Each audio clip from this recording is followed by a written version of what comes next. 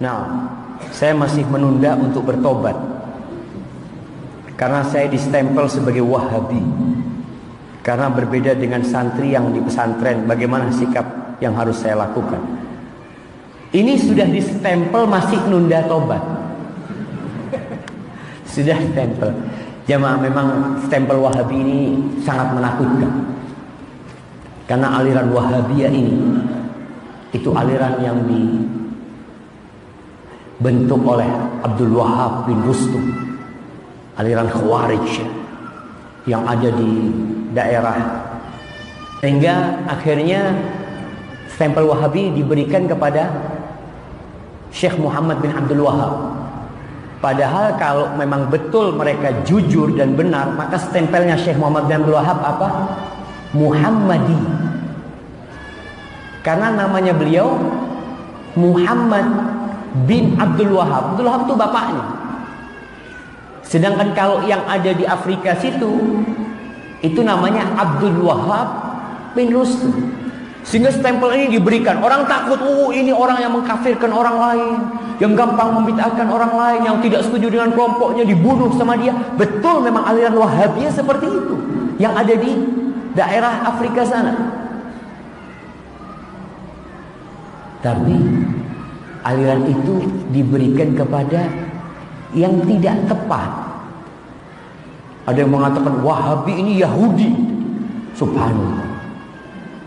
Dia maksudnya Wahabi sekarang siapa? Raja Salman. Nah, kalau mereka mengatakan Wahabi sekarang adalah Saudi ya. Subhanallah.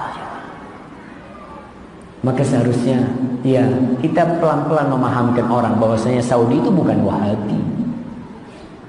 Mereka itu mengajarkan sunnah.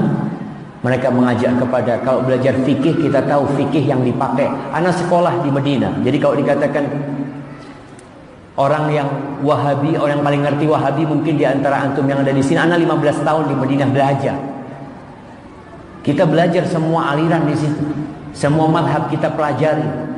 Kita belajarnya udah yang namanya fiqhil muqaranah, perbandingan. Bukan lagi dicekokin yang harus kayak gini. Enggak. Kita itu punya Al-Quran dan punya Sunnah. Dan kita punya ulama-ulama yang telah banyak memberikan andil buat kita, berandil dalam menyimpulkan hukum-hukum.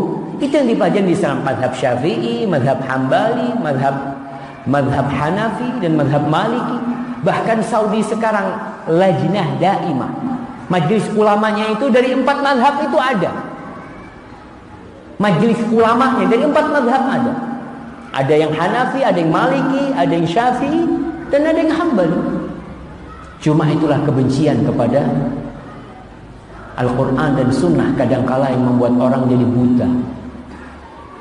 Dan juga mungkin sebabnya salah satu orang atau oknum yang mengajak kepada Sunnah untuk menghidupkan Sunnah Nabi Muhammad SAW, tapi caranya nggak benar, sehingga menimbulkan keresahan di masyarakat yang macam-macam. Jadi kalau anak antum nggak perlu ditunda untuk bertobat, artinya kembali kepada Allah. Dengan apa? Kalau itu perintah Nabi, amalkan. Itu larangan, tinggalkan. Kan enak kita sebenarnya, nggak repot jadi orang Islam itu jemaah. Nabi SAW mengatakan, "Idza amartukum bi amrin fa'tu minhu mastata'tum." Kalau aku nyuruh kalian, laksanakan sesuai kemampuan kalian. Kalau aku nyuruh, laksanakan sesuai kemampuan kalian. Artinya tidak memberatkan. Wa idza nahaitukum fajtanibu. Tapi kalau aku melarang, tinggalkan. Tinggalkan kalau aku melarang. Kenapa kalau larangan harus ditinggalkan? Karena meninggalkan larangan itu tidak butuh energi. Yang pertama, larangan itu sedikit dan tidak butuh energi. Antum meninggalkan, umpamanya meninggalkan zina, naudzubillah min dzalik. Apakah butuh energi? Kan nggak butuh, antum di rumah selesai. Tapi kalau disuruh sholat ke masjid, nah ini kan butuh energi. Ada orang yang nggak mampu, artinya ya Allah kaki anak sakit nggak bisa jalan. Iya, kau silakan sholat di rumah. Tapi kalau untuk meninggalkan yang haram, apa sih beratnya? Meninggalkan yang haram itu kan kau nggak perlu bekerja. Tinggalkan khamar udah, tinggalkan riba ya udah selesai, diam aja kok. Tapi kalau sudah amal maka sesuai kemampuan. Hadza wallahu a'lam bissawab.